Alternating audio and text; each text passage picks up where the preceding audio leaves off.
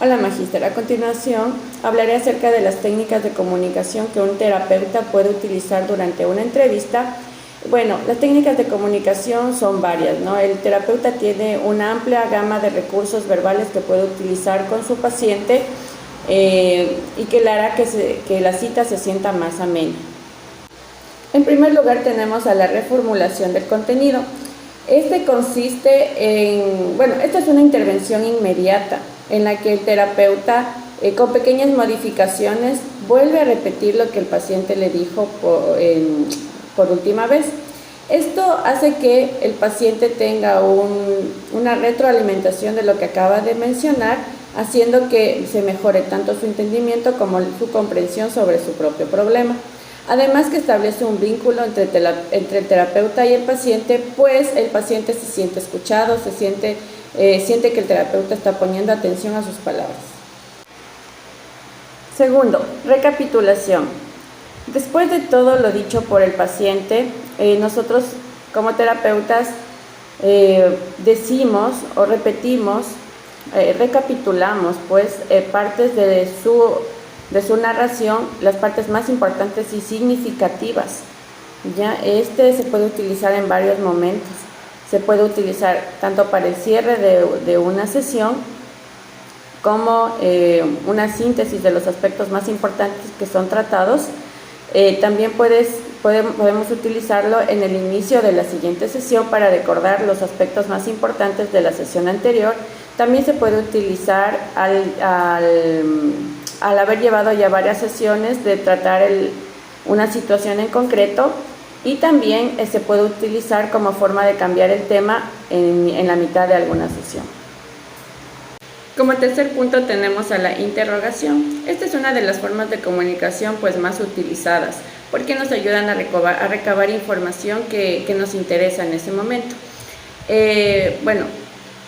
Las preguntas nosotros tenemos que tener cuidado de que no sean preguntas tanto cerradas que hagan que el paciente solo responda con un monosílabo, sino que como queremos recabar más información, las preguntas deben dar paso a que el paciente pueda expresarse libremente y pueda decir una explicación o narrar un hecho para que nosotros podamos entender mejor su situación. Aquí es muy importante que el entrevistador tenga mucha experiencia en cuanto a realizar preguntas para que estas sean claras y concisas y no hagan que el paciente se sienta tal vez intimidado o se sienta incómodo por responder a las preguntas. Como cuarto punto tenemos el proporcionar la información al paciente. Bueno, muchas veces el paciente también va a recabar y va a preguntarnos alguna situación que no tenga tan clara, como por ejemplo situaciones desconocidas o conocimientos distorsionados o equivocados que muchas veces se expanden alrededor de la población. Y nosotros podemos contrarrestar estos mitos aclarando al paciente la verdad, ¿no?, de lo que nosotros tenemos conocimiento. Para ello, se puede variar los temas en esta situación, pueden ser temas de tipo aspectos en sexualidad, orientación educativa, vocacional, síntomas de diferentes trastornos, la formación de los síntomas. Bueno, en este caso nosotros las mejores ayudas que tenemos es ayudas audiovisuales. Ahora que existe tanto en la red mucha información, también podemos ayudarnos de este tipo de tecnología para nosotros poder explicar al paciente, porque muchas veces no tenemos toda la información que él necesita saber. En quinto lugar, seguir o dar consejos. Es cierto que el paciente acude a nosotros con una necesidad de una guía, ¿ya? Entonces el paciente va a llegar con una actitud pasiva, muy influenciable. Entonces nosotros en ese momento debemos pensar y no cometer el error de dar nuestra propia opinión basada en nuestra propia experiencia, porque todas las situaciones son diferentes en cada individuo, ya sea por su personalidad o por cómo se dieron las cosas. Entonces nosotros debemos conservar nuestra ética profesional y evitar comentarios que sean quedamos por nuestra experiencia o porque a nosotros nos resultó esto, o que tal vez nosotros estamos en contra de alguna actitud y hablamos también porque hemos tenido alguna mala experiencia con otras personas, entonces como en el caso del divorcio, de las relaciones prematrimoniales. Entonces, en este caso nosotros deberíamos abstenernos de dar comentarios que vayan sesgados, ¿no?, a nuestra forma de pensar. Más bien debemos conservar el profesionalismo y ayudar al paciente que sea más independiente, porque si nosotros le damos las respuestas o le damos los consejos que a nosotros tal vez nos han servido, el paciente lo que va a hacer es solo estar más dependiente de lo que nosotros le digamos o de las sugerencias que nosotros le demos, y no estaremos fomentando en él la dependencia y la autorrealización y también la toma de conciencia del problema. Además que si nosotros, en vez de dar una sugerencia o un consejo desde nuestro propio pensamiento, lo que hacemos es devolver la pregunta, discutir con el paciente el problema, proponer nuevas conductas que puedan servir en una cierta situación, hacer ensayos, así de esta manera nosotros estimulamos el pensamiento del paciente para que él pueda resolver sus propios problemas en un futuro. Como sexto punto tenemos a la generalización. Esta técnica de comunicación la podemos utilizar en un momento en el que queremos que el paciente no se sienta tan culpable o tal vez tan amenazado, ¿no?, por su situación. Nosotros podemos expresar experiencias de otras personas, generalizar, extender a otras personas que nosotros hayamos escuchado que tuvieron ese mismo problema para que el paciente se sienta más tranquilo. Debemos tener cuidado en no incluirnos a nosotros con nuestras propias experiencias, porque aquí puede tener connotaciones afectivas que pueden hacer que el paciente se confunda y más bien no le ayuda a solucionar su problema, sino que establezca un lazo afectivo con la terapeuta, que es lo que no queremos. Como punto 7 tenemos a la incitación general. Aquí nosotros, como terapeutas, nosotros tratamos de indagar y de sacar la mayor información que podamos del paciente. Si en un momento el paciente tal vez ya no quiere proporcionar mayor información, nosotros podemos utilizar esta técnica de comunicación para animar al paciente a continuar con su relato y así nosotros poder obtener mayor información. Estas comunicaciones van a ser breves o tal vez se pueden utilizar incluso como preguntas o como gestos que incitan al paciente a seguir con su relato y también a explicarnos un poquito más de su situación. Confrontación o señalamientos. Aquí esta técnica la vamos a utilizar para hacer rectificaciones en el relato del paciente. Por ejemplo, habrá momentos en el que el paciente se contradijo en algún momento de su relato, entonces aquí nosotros podemos hacer esta confrontación para que el paciente se explique mejor, tal vez por qué se contradijo o se confundió mientras estaba narrando. Aquí también vamos a utilizarlo, por ejemplo, cuando el paciente pasa por alto ciertos aspectos importantes para nosotros, para poder ayudarlo, ¿no?, aspectos que nosotros necesitamos saber. Esto ayudará a que el paciente esclarezca mejor su relato y nosotros también podremos comprender mejor la situación del paciente. Aquí va a influir muchísimo en cómo se siente el paciente con el terapeuta. Si tal vez hay componentes afectivos presentes en el momento, el terapeuta va a ser más abierto en cuanto a su narración y también los recursos intelectuales que tenga el paciente, porque si hay muchas contradicciones o cosas que nosotros no entendimos bien en su relato, pueda que el paciente no esté bien orientado intelectualmente en cuanto a su situación. Intervención paradojal. En esta técnica de comunicación nosotros le vamos a dar una orden o un mandato contradictorio al paciente. Esto va a hacer que, es paradojal porque nosotros le vamos a tratar de obtener una respuesta contraria a la que queremos, a la que le estamos ordenando. Por ejemplo, cuando le decimos a un paciente que tiene insomnio que trate de mantenerse el mayor tiempo posible despierto, tratando de conseguir que el paciente más bien se duerma, ¿no?, al tratar de permanecer despierto. Operaciones de encuadre o estructuración. Como podemos recordar, el encuadre es un proceso que establece límites, normas y reglas durante un tratamiento, ¿no?, en las sesiones terapéuticas, pero puede ser que estos acuerdos al paciente no le hayan quedado tan claros y necesite mayor información acerca de del encuadre, ¿no? Entonces ahí nosotros vamos a estructurar mejor nuestra explicación para que el paciente pueda comprender. Reafirmación o técnica de apoyo.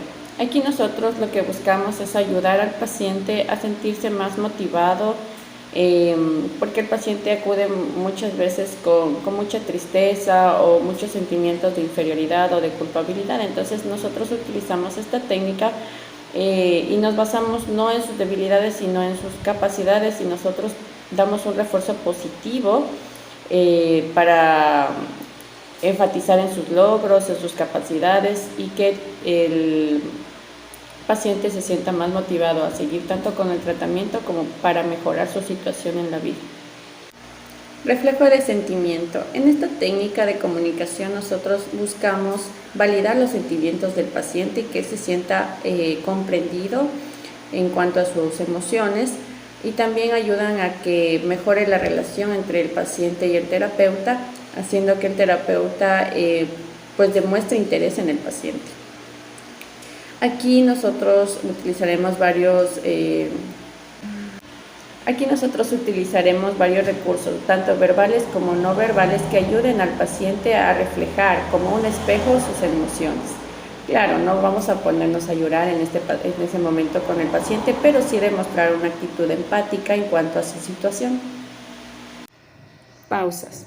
Una técnica de comunicación no verbal. Las pausas son muy útiles dentro del proceso de la entrevista, pues sirven para la asimilación de los sentimientos del propio paciente. Además, las pausas las podemos utilizar cuando vamos a topar temas conflictivos o también después de una descarga emocional del paciente. Interpretación. Esta es una técnica muy utilizada que ayuda a las personas a conocerse mejor a sí mismas.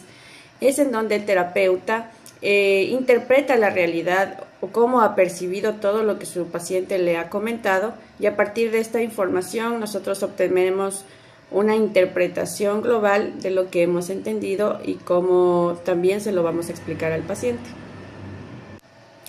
La interpretación de las comunicaciones verbales. Aquí nosotros vamos a valorarlo según los parámetros siguientes. El contenido lógico o referencial. Aquí vamos a ver si el paciente usa el sentido común o la lógica cuando nos cuenta su relato, y aquí se va a ver reflejado en una buena estructura gramatical. Los componentes afectivos también vamos a tomarlos en cuenta para ver si no hay una contradicción, y aquí se puede también relacionar los hechos con los sentimientos del paciente. Y la interpretación emitida por el terapeuta. Aquí puede haber cierto rechazo por parte del paciente, porque la interpretación del terapeuta no siempre va a ir de acuerdo a los pensamientos del paciente. Entonces es bien importante no tratar de complacer a lo que quiere escuchar el paciente, sino que el terapeuta tiene que ser más objetivo, e incluso se ha demostrado que las interpretaciones más productivas son aquellas que presentan resistencia en el paciente, pues le ayudan a darse cuenta de sus dificultades muchas veces. Como siguiente punto están las aclaraciones.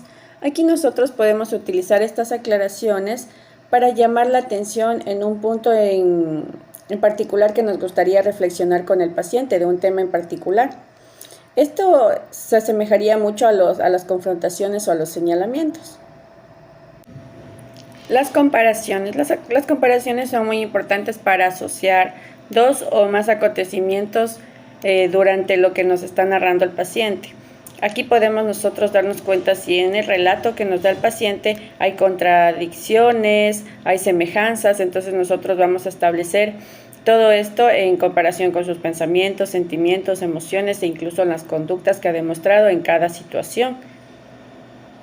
Interpretación de deseos y defensas. Aquí nosotros vamos a darnos cuenta que mientras el paciente nos comenta su situación, el paciente va a justificar ciertas conductas, tal vez va a intentar actuar como un mecanismo de defensa, el hecho de negar muchas veces que su conducta ha sido inadecuada o actuar por impulso.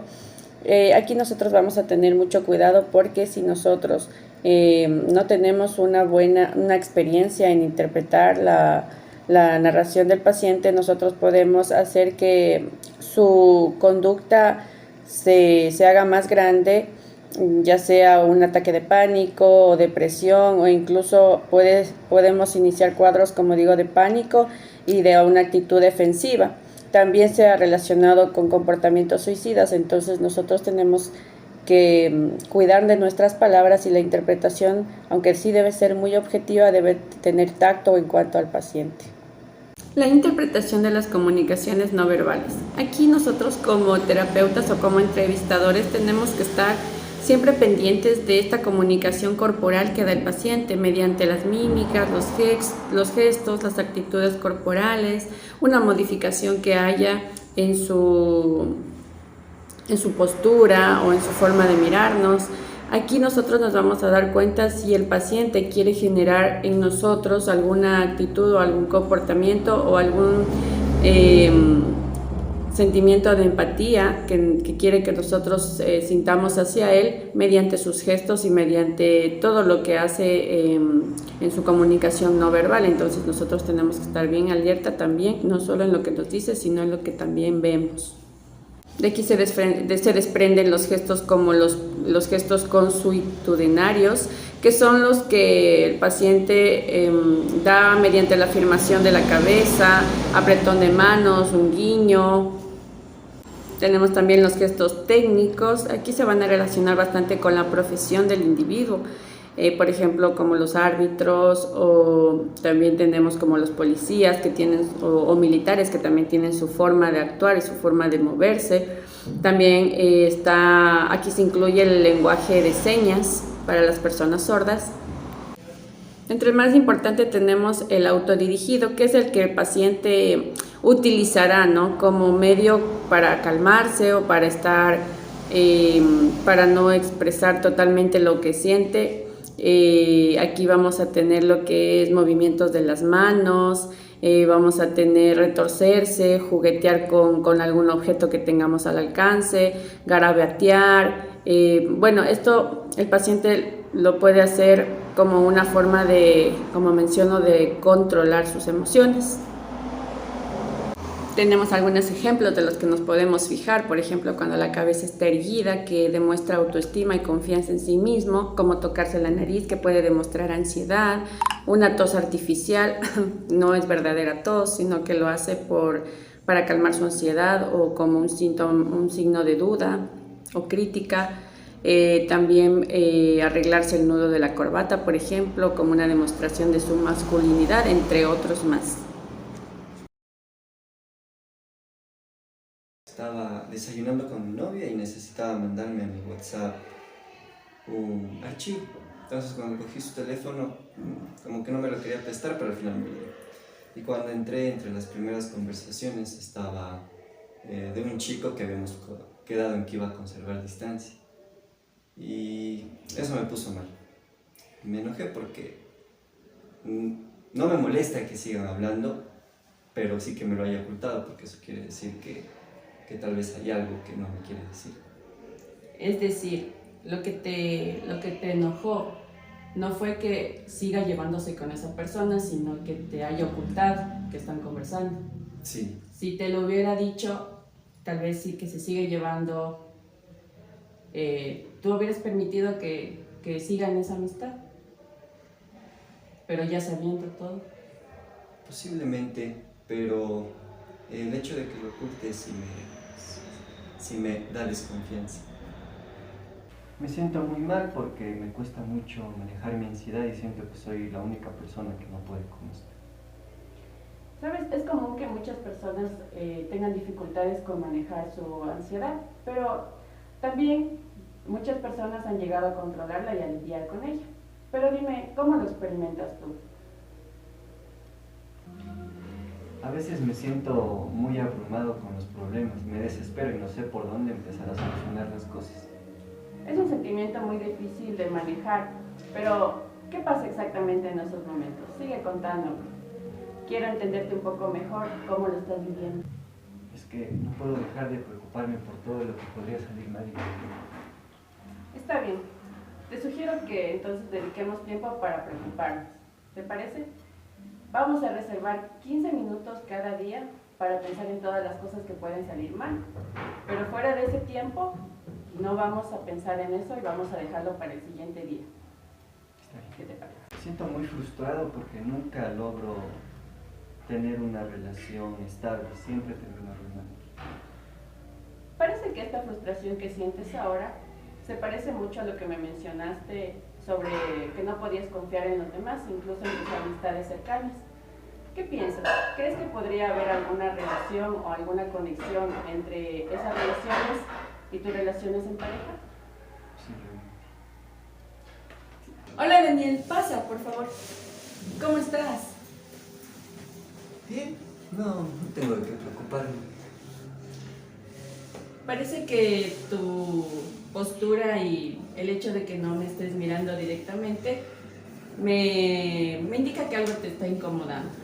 ¿Me puedes decir qué te está pasando? Bueno, la verdad es